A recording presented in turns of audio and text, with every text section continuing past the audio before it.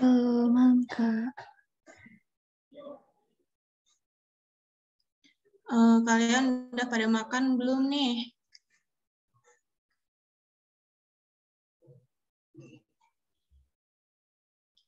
BTW, suara aku kedengeran kan ya?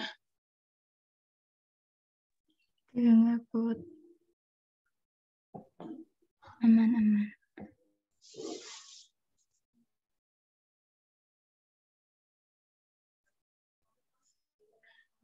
Yang mau ngambil air putih dulu, silahkan. Oh ya, ada yang mau share nggak nih? Nanti kalian mau masuk universitas mana gitu? Atau udah persiapan apa aja?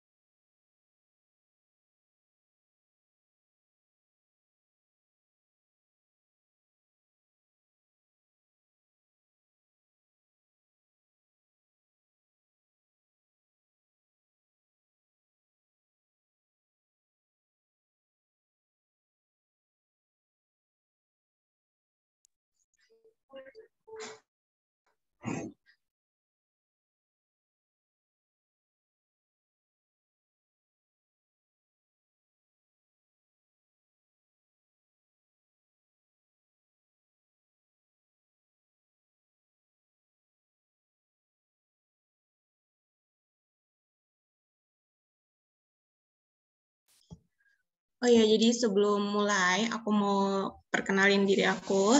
Jadi nama aku Hairuni Saika Putri. Kalian bisa panggil aku Putri. Aku dari Universitas Negeri Malang. Jadi sekarang aku lagi ada di Malang. Aku asal dari Bekasi. Jurusan aku pendidikan sejarah, tapi sekarang aku ngajar mata pelajaran sosiologi sama mata pelajaran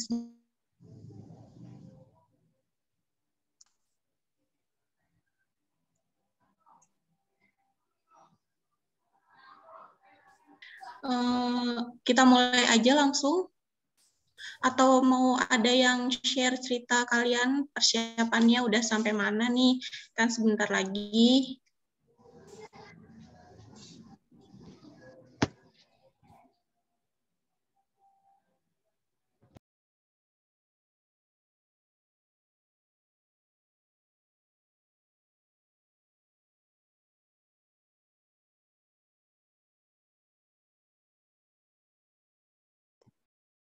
Oh ya, sebelumnya aku mau minta maaf. Jadi di Malang tuh sinyalnya lagi jelek banget, soalnya lagi musim hujan. Jadi nanti selama aku maparin materi bakalan on cam, maaf banget.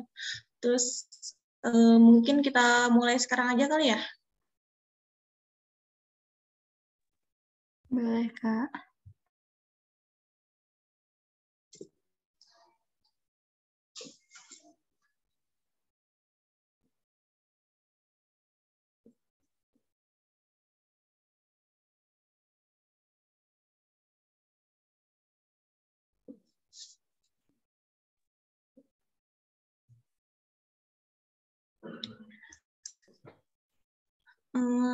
Jadi hari ini kita mau belajar materi sosiologi tentang konflik sosial.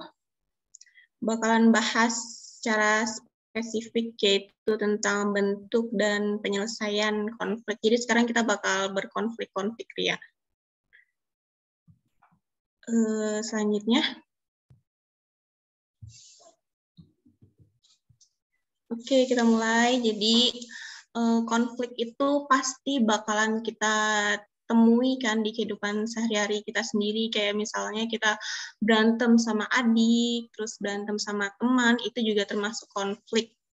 Nah, konflik sosial ini fenomena yang sering terjadi dengan melibatkan kontak dan emosi pada tiap individu dan kelompok. Nih contohnya ada cowok sama cewek, dia lagi LDR-an, terus dia jadi kayak, aduh nih gara-gara LDR-an kan komunikasinya nggak lancar ya.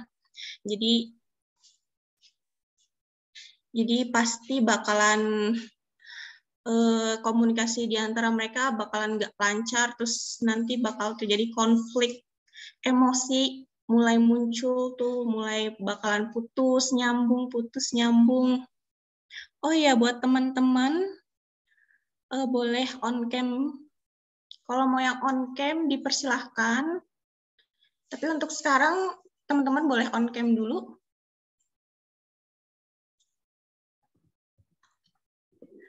Nah, terus makanya di sini aku kasih tanda titik-titik, soalnya hubungannya lagi nggak lurus. Terus selanjutnya,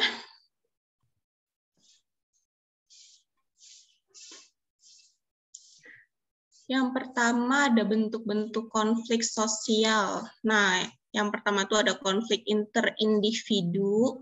Biasanya konflik ini tuh terjadi akibat tekanan dari luar yang berlebihan. Makanya digambar ada perempuan yang ada bercabang nih pikirannya, ada yang gendong anak sama suaminya, terus sosmed, pekerjaan. Nah, nanti dari konflik interindividu ini bakalan muncul konflik peran. Contohnya peran sebagai seorang wanita yang bakalan bingung, aduh bakalan milih pekerjaan atau jadi ibu rumah tangga aja ya. Terus nanti bakalan muncul konflik batin. Nah, dari konflik interindividu ini bakalan banyak banget tuh konflik-konfliknya. Salah satunya konflik peran, konflik batin, seperti itu. Selanjutnya, yang kedua ada konflik antar individu. Nah, konflik antar individu ini berarti konfliknya antar individu dengan individu yang lain. Makanya di sini ada penengah nih. Nah, yang konflik ini yang baju kuning sama abu-abu. Mereka berkonflik karena ingin menyampaikan kepentingannya dan pendapatnya. Selanjutnya, oh ya, sebelum ke materi konflik antar kelompok, ada yang mau ditanyain nggak?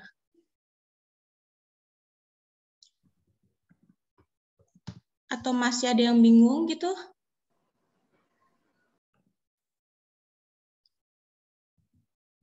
Oke, aman. Terus yang ketiga ada konflik antar kelompok. Nah, tadi kan ada konflik antar individu. Kalau konflik antar individu berarti satu individu konflik dengan individu yang lain. Kayak biasanya kita konflik sama adik kita atau konflik dengan teman kita gitu. Kalau konflik antar kelompok itu konflik yang terjadi antar kelompok satu dengan kelompok yang lain, biasanya terjadi antar kelas atau antar sekolah yang nantinya bakal memunculkan tawuran atau berantem gitu. Selanjutnya, kira-kira aku ngomongnya kecepatan atau enggak? Soalnya takut suaraku terlalu cepat. Enggak, oke. Lanjut ya. Terus ada yang keempat, konflik destruktif. Nah, di sini ada konflik destruktif dan konstruktif. Kalau yang konflik destruktif ini, konfliknya itu nanti bisa memunculkan kehancuran. Nah, kalau yang konflik konstruktif ini, konfliknya malah menghasilkan suatu solusi. Kalau yang destruktif itu, contohnya seperti perang antar Israel dan Palestina, itu kan kehancuran antar dua negara ya. Nah, yang satunya lagi konflik konstruktif ini malah memunculkan suatu solusi. Kayak misalnya suatu kelompok dengan kelompok yang lain berkonflik untuk memikirkan kepentingannya. Gimana ya kalau misalnya kita untuk kebaikan negara ini kita memutuskan untuk coba deh solusi ini gitu. Jadi kalian gak usah bingung kalau destruktif itu kehancuran, tapi kalau konstruktif itu malah menghasilkan suatu solusi. Selanjutnya, konflik vertikal dan horizontal. Nah, kan kadang-kadang suka ada yang bingung ya, aduh vertikal ini yang sejajar atau malah yang angkatan atasnya ya. Jadi untuk vertikal ini kalian ngelihat aja nih ada huruf V kan sebelah-sebelahan. Nah, kalau konflik horizontal ini lihat dari huruf H-nya itu kan sejajar tuh tengahnya. Nah, jadi kalau konflik vertikal ini konflik yang terjadi akibat perbedaan kelompok yang merujuk pada kehancuran. Maksudnya itu contohnya nih demo buruh. Nah, itu kan masyarakat buruh tuh, dia mau mengeluarkan pendapatnya untuk kenaikan gaji atau kebaikan gitu.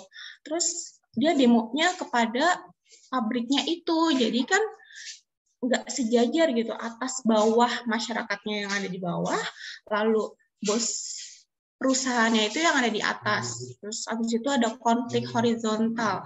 Nah, konflik horizontal ini konflik yang terjadi antar sederajat gitu, kayak misalnya ras, agama, sara tuh.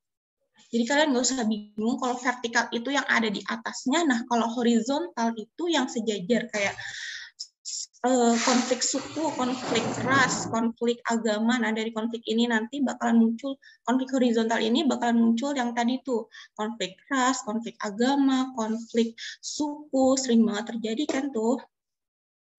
Kalau vertikal atas bawah. Sebelum materi selanjutnya ada yang mau ditanyain kira-kira?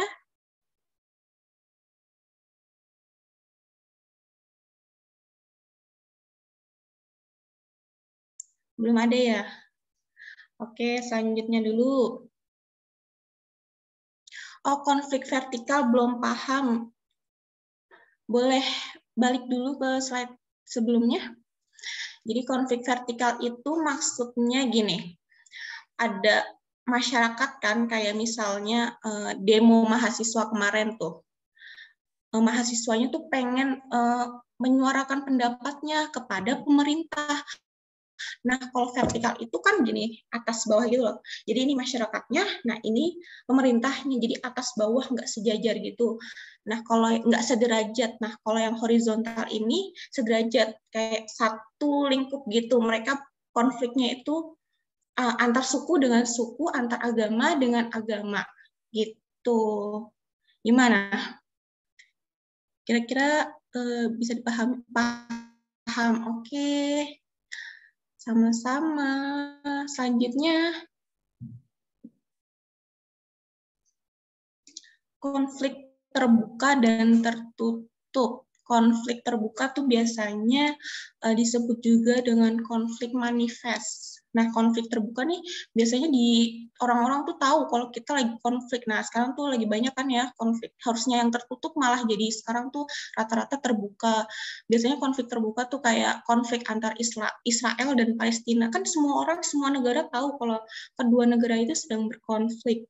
Terus kalau konflik tertutup itu yang ya kita-kita aja yang tahu, kayak misalnya contohnya konflik rumah tangga, konflik orang tua dengan anak, yang tahu ya anak tersebut dengan orang tuanya.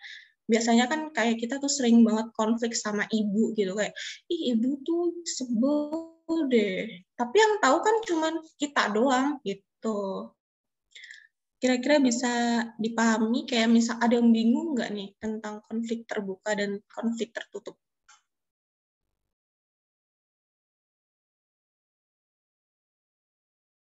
Masih bingung nggak nih tentang konflik terbuka dan konflik tertutup?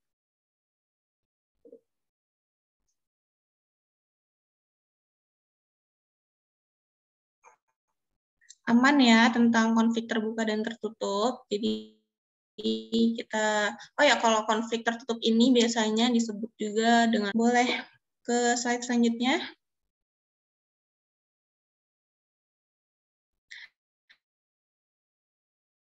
Nah, sekarang kita baikan nih. Kalau tadi kan disintegrasi, yaitu perpecahan. Kalau sekarang integrasi, kita bakal bersatu, bakal baikan. Makanya nih, anak kecil kayak kita dulu biasanya tuh baikan kan pasti kayak gitu. Selanjutnya,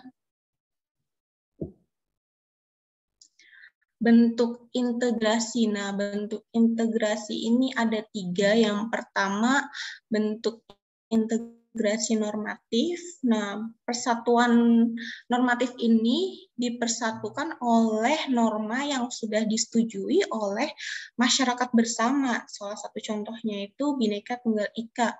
Nah, norma-norma yang ada di dalam prinsip Bhinneka Tunggal Ika itu kan udah disetujuin sama Indonesia ya, sama masyarakat Indonesia semuanya.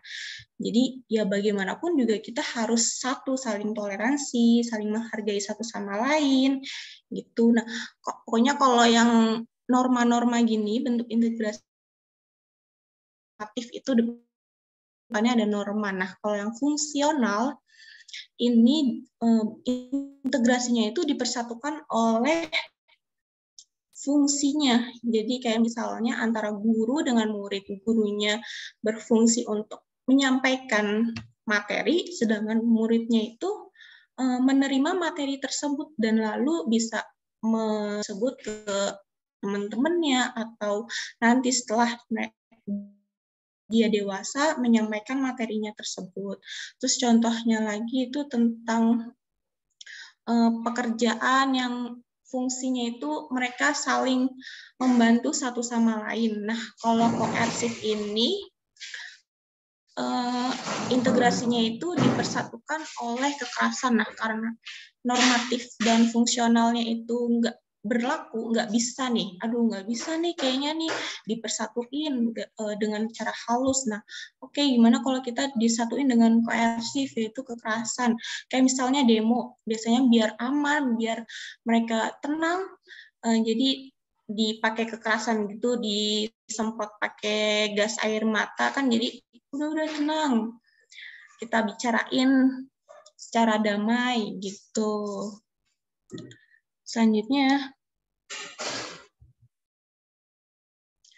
nah sekarang kita bakal ke cara penyelesaian konflik tadi. Tadi kan udah ada bentuk integrasi, terus ada konfliknya juga. Nah, sekarang yang pertama tuh ada kompromi. Nah, kalau kompromi ini pihak yang terlibat dalam konflik itu berdiskusi untuk mengurangi tuntutan agar tercapainya suatu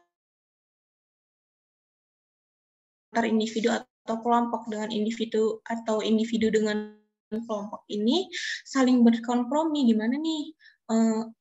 Oke deh, kita nggak usah memperpanjang masalah ini, kita kurangin aja tuntutannya.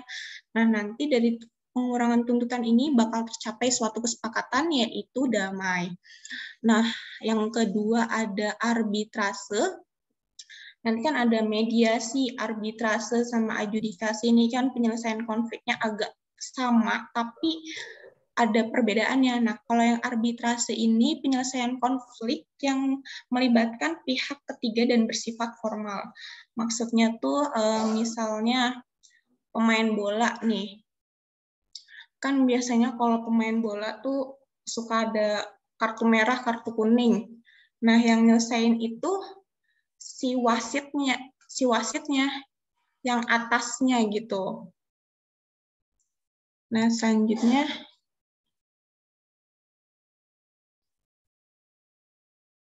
koersi, penyelesaian masalah dengan proses paksaan secara fisik dan non-fisik. Maksudnya ini tuh gini, kalau yang fisik itu putusan, misalnya ada kasus pembunuhan. Nah, proses perdamaian ini secara fisik itu maksudnya pertama-tama tuh dapat tuntutan hukuman mati. Nah, kalau yang non fisik ini kita gini, ayo ngaku kamu yang bunuh dia kan. Jadi tuh ada kayak ditekan gitu, diancam biar dia mau ngaku. Nah, setelah dia mau ngaku, kan nanti ada tuntutan beberapa gitu. Nah, nanti muncul penyelesaian masalah secara fisik, yaitu dia entah mendapat hukuman mati atau yang lainnya. Nah, tadi kan udah ada arbitrase, nah ini mediasi. Nah, kalau yang mediasi ini penyelesaian masalah dari pihak ketiga yang bersifat netral dan tidak memiliki wewenang. Jadi misalnya di dalam kelas tuh ada teman kita yang berantem, nah yang misahin itu teman-teman kita juga gitu. Bukan yang di atasnya. Jadi mediasi, arbitrase, baru nanti atasnya adjudikasi. Selanjutnya, konsoliasi. Jadi kalau konsoliasi itu di pihak yang berkonflik nih antar individu dengan individu, individu dengan kelompok, kelompok dengan kelompok ini dipertemuin biar nanti mereka berdiskusi gimana ya caranya kita baikan nih, nanti dipertemuin kesepakatannya entah mau baikan atau mau omong-omongan gitu. Nah, kalau yang segregasi ini pihak yang berkonflik saling memisahkan diri dan menghindar untuk mengurangi ketegangan. Biasanya kan kalau misalnya kita berantem sama temen nih, kayak, udahlah, nggak usah diperpanjang, udah ngapain gitu, mendingan udahlah dimaafin aja gitu kalau segregasi. Kalau konsoliasi itu berdiskusi, nah sama aja kayak yang pertama tadi, yaitu kompromi. Terus selanjutnya, eliminasi. Nah, salah satu, kalau penyelesaian masalah eliminasi ini, salah satu yang berkonflik ini lebih memilih untuk mengalah. Kalau yang tadi kan segregasi itu pihak dua-duanya lebih memilih mengalah.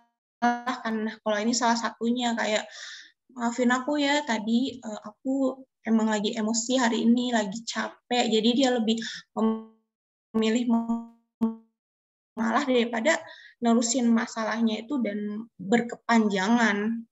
Nah, kalau yang, aduh koneksi aku keluar deh. Oke. Kalau rekonsiliasi ini penyelesaian masalah masa lalu sekaligus memperbaharui hubungan ke arah perdamaian.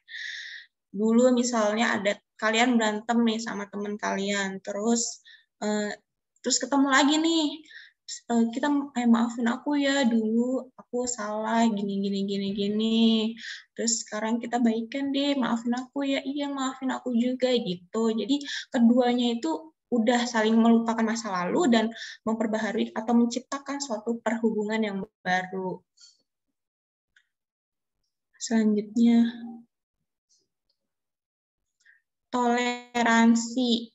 Nah, kalau toleransi ini, kedua belah pihak yang berkonflik ini mutusin buat saling memahami, saling menghormati. Kalau kan tadi tuh kayak misalnya berantem, terus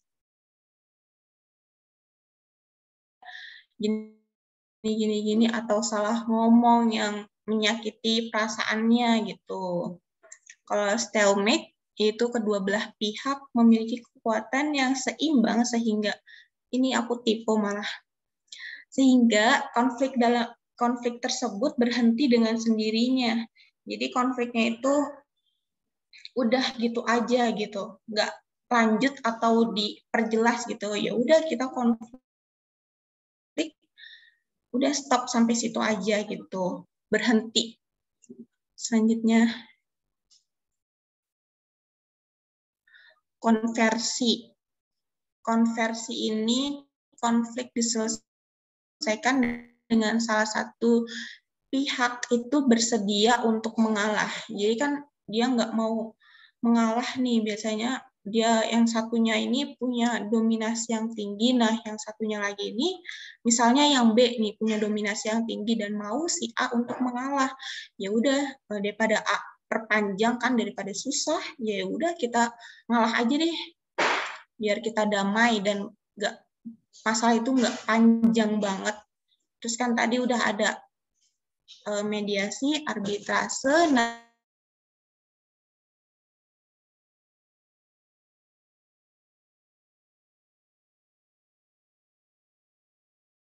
pengadilan. Biasanya ini ada penyelesaian masalah rumah tangga, perceraian gitu. Nah, sebelum kita mau bahas soal, cuma ada 3 soal kok, dikit. Ada yang mau nanya-nanya nggak nih? Nggak apa-apa mau nanyain, atau ada yang belum jelas di materi-materi sebelumnya, yang slide-slide selanjutnya tuh mau aku perjelas, nggak apa-apa. Nggak usah malu, kan nggak kelihatan.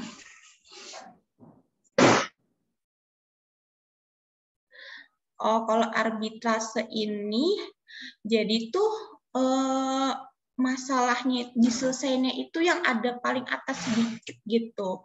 Kayak misalnya kita nih, kan aku anak kos gitu.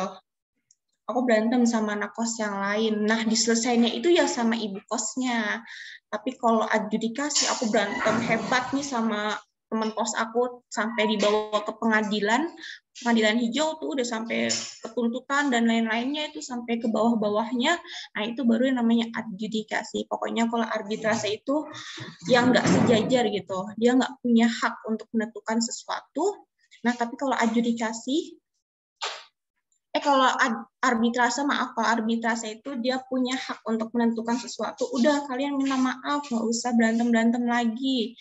Nah, kalau adjudikasi ini, ya tadi aku berantem sama teman kos, udah sampai dibawa ke jenjang pengadilan hijau tuh. Kalau yang mediasi, aku berantem sama teman kos, tapi yang nyelesain masalahnya teman kos aku juga, gitu.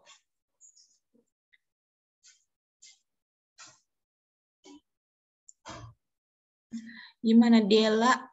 Ada yang mau ditanyain lagi? Kira-kira udah bisa dipahami belum nih? Kalau ada yang belum dipahami, oke, udah paham. Ada yang mau nanya lagi nggak nih?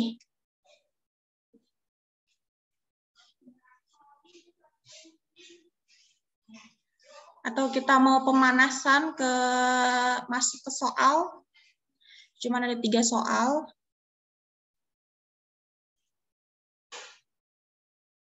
Oke, dari Intan. Nah, kalau konversi itu kan konfliknya diselesaikan dengan salah satu pihaknya itu, kayak misalnya aku sama sama Dinda gitu berantem. Nah, Dinda punya kuasa. Nah, Dinda tuh punya kuasa tinggi nih. Aku mau dong kalau Putri minta maaf ke aku, terus aku sebagai pihak yang harus bersedia untuk mengalah, ya udah nggak apa-apa ngalah, daripada masalahnya berkepanjangan kan, daripada susah ntar malah dibawa ke pengadilan hijau, terus wah udah panjang tuh. Nah, kalau eliminasi itu konfliknya itu udah diselesain aja gitu, dua-duanya mau berbaikan gitu. Gimana tadi? Intan yang nanya ya.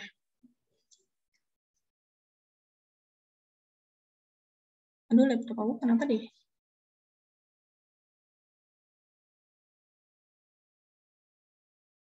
Iya, Intan. Gimana nih, Intan? Oke, paham. Sip. Terus gimana, kita langsung masuk ke soal aja atau ada yang mau nanya lagi?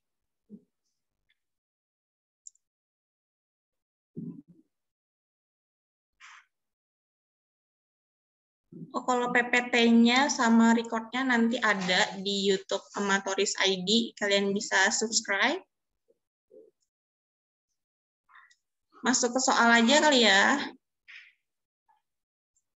Boleh masuk ke soal, Kak?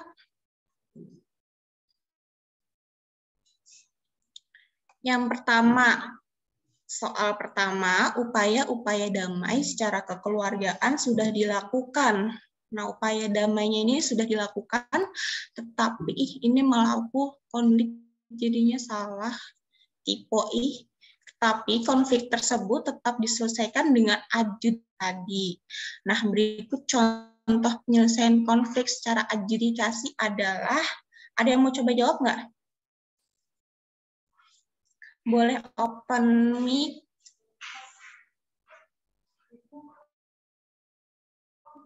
Atau mau jawab di komen, boleh banget.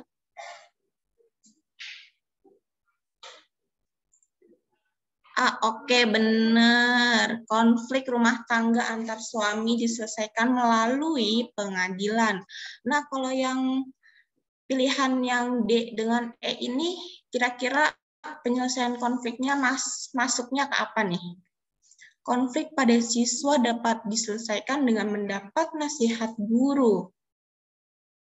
Kalau yang D, kira-kira penyelesaian konfliknya masuknya ke apa nih? Ada yang mau coba jawab? Kalau ada yang malu-malu, boleh di komen. Kalau ada yang mau coba berani jawab, boleh di open mic. Ya, betul. 2 jempol ya. Kenapa arbitrase? Soalnya kan konfliknya diselesainya sama guru. Kalau yang mediasi, nih anak udah nggak bisa diselesain sama temennya nih, sama ketua kelas nih. Udahlah bawa aja ke guru biar otaknya tuh tercerahkan. Udah jangan berantem lagi, kamu kenapa berantem gitu. Kalau yang sama temen tadi mediasi. Nah kalau yang kira-kira ada yang mau jawab nggak nih?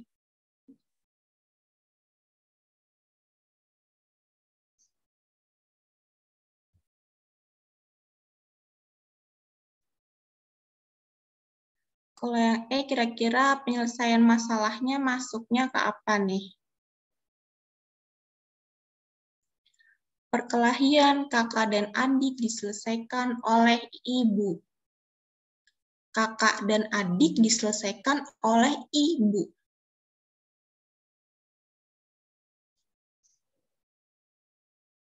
Ayo, ada yang mau jawab? Aku tunggu deh.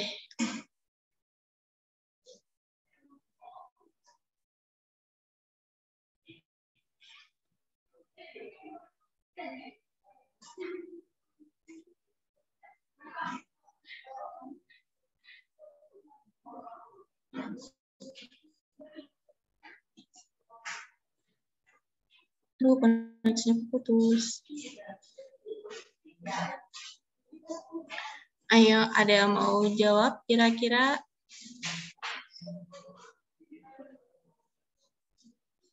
Kira-kira jawabannya penyelesaian masalahnya apa nih?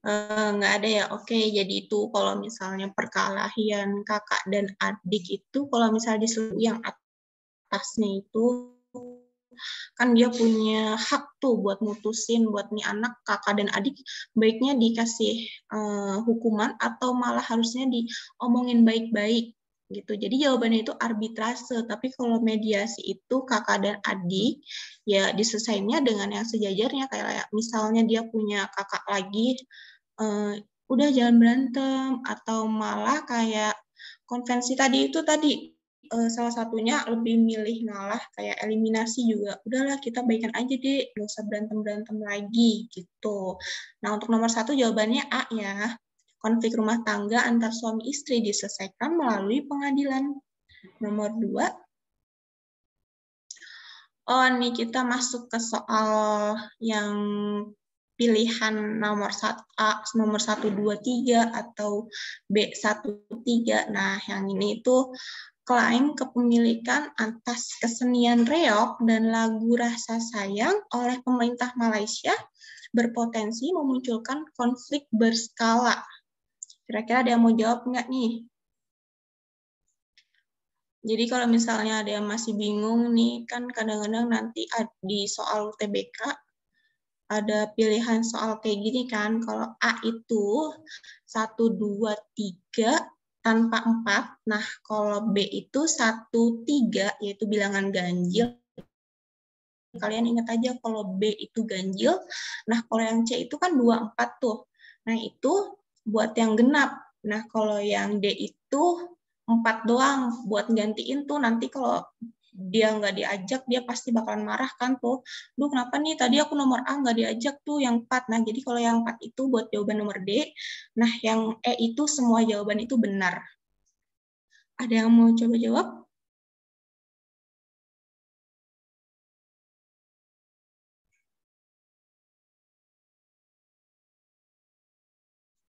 Aku tunggu berapa menit nih? 1 menit deh.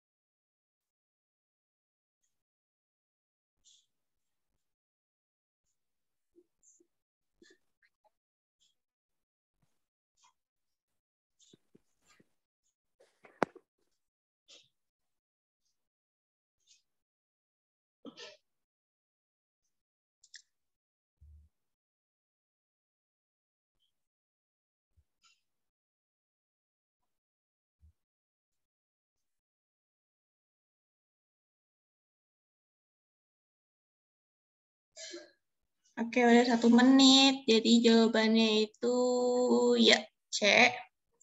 Kenapa sih bisa C? Ada yang mau jelasin kira-kira? Kenapa nih kok bisa C ya kira-kira? Berarti kalau C itu jawabannya 2 dan 4 bilangan genap.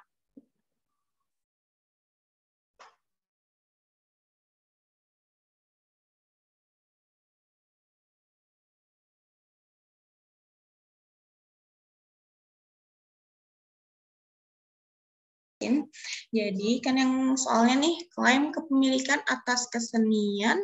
Aduh, sinyal aku hilang. Oke, aku ulang ya.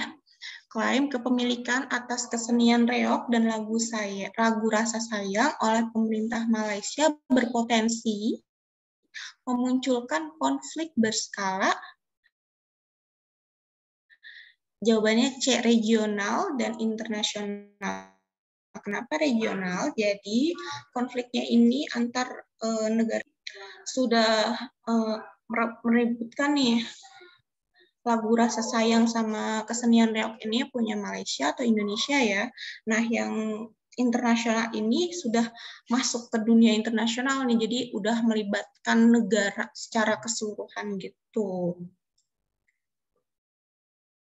Oke, selanjutnya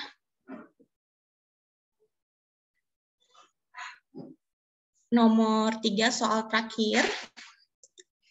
Aku bacain soalnya. Pada saat pemerintah menaikkan harga BBM, seringkali terjadi demo menolak kenaikan harga bahan bakar minyak. Demo tersebut dilakukan karena kenaikan harga BBM akan berakibat pada kenaikan harga sembako di pasaran. Konflik yang terjadi antar pemerintah dan masyarakat termasuk kategori konflik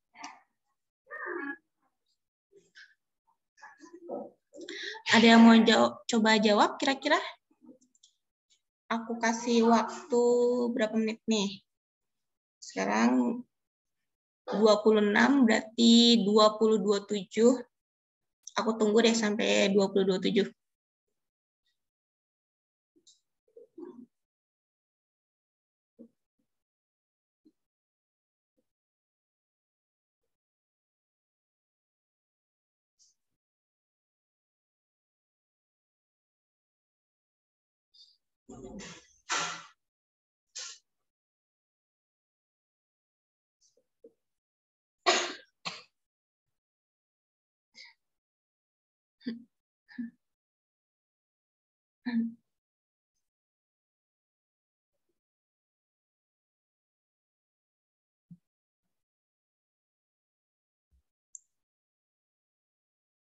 Oke, jawab betul.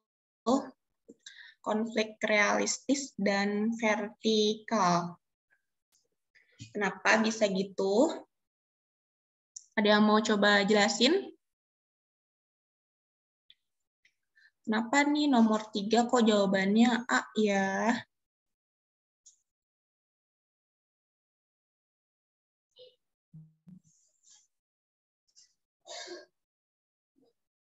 Kalau ada yang mau coba jawab, bisa tunjuk tangan, raise hand. atau di komen boleh.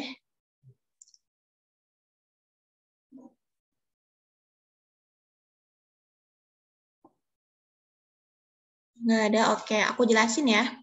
Aku ulang dulu soalnya. Pada saat pemerintah menaikkan harga BBM, pemerintah menaikkan harga BBM nih.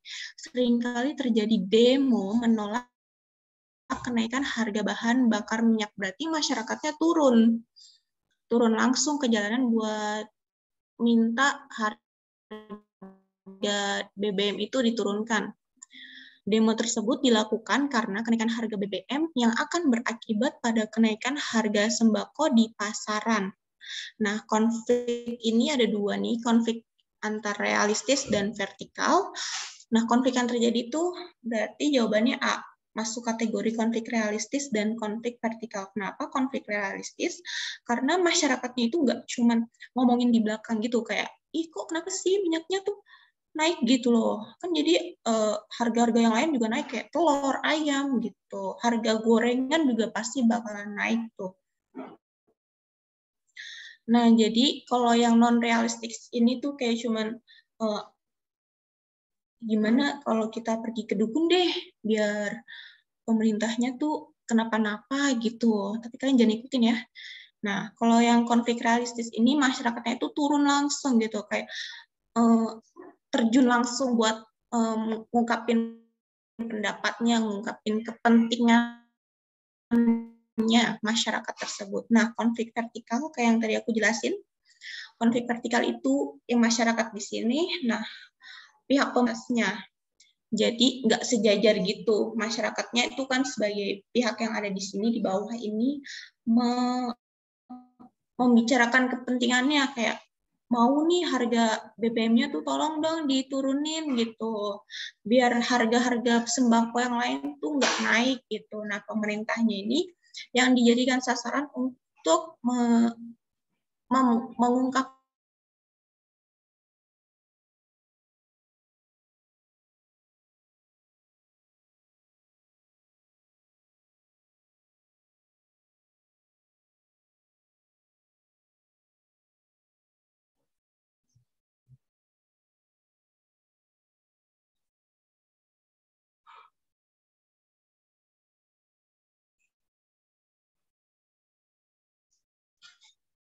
nggak ada. Oke, slide selanjutnya.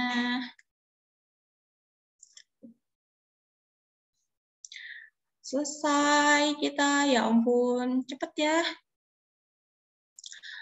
Selamat malam, jadi aku nanti kalian bisa datengin IG aku buat ngasih pesan dan pesan. Aku bakal terima kasih banget kalau misalnya kalian kasih pesan dan pesan aku. Nama IG aku tulis di, atau tulis aja atau gimana ya. Nama IG aku Acio Putri. Jadi kalian bisa nulis kesan dan pesan kalian di situ. Kalau ada yang mau nanya-nanya, boleh di situ tentang sosiologi atau sejarah. Boleh nanya, boleh tulis di DM aku. Terus juga yang lagi persiapan UTBK, jangan lupa istirahat, jangan lupa makan, jangan lupa, pokoknya kesehatan kalian harus dijaga, apalagi sekarang lagi musim hujan, pastinya bakalan ada yang pilek atau batuk, demam, nyerah. Oke? Kasih tunjuknya, kasih jempolnya dong. Sehat-sehat terus ya. Sampai ketemu lagi.